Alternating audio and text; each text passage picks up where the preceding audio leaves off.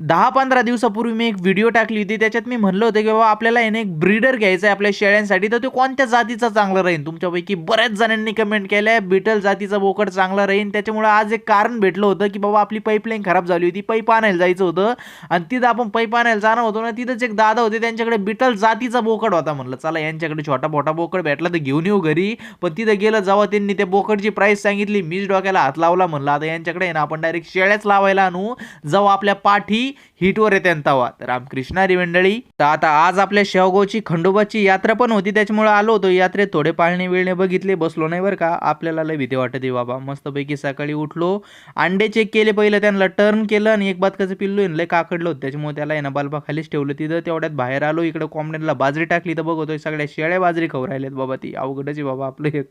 तुम्हाला जे व्हिडिओच्या स्टार्टिंगला म्हणलं ना, पाईपलाईन फुटली होती बघा, इथं फुटली होती पुरा, म्हणजे धिंगाणाच झालता भाऊ पाईपलाईनचा. ते गोड्यात म्हणलं चला आता कुट्टी करून घेऊ. पाईप बिप आणले होते आम्ही, सगळी कुट्टी केली, बकऱ्यांना टाकली. आणि मग नंतर म्हणलं चला एक वावरात चक्कर मारून येऊ, गव्हाची काय हालत आहे बघून येऊ. तर इकडे वावरात आलो, गहू बघितला तर गहू पण आता मस्तपैकी उगून निघलाय.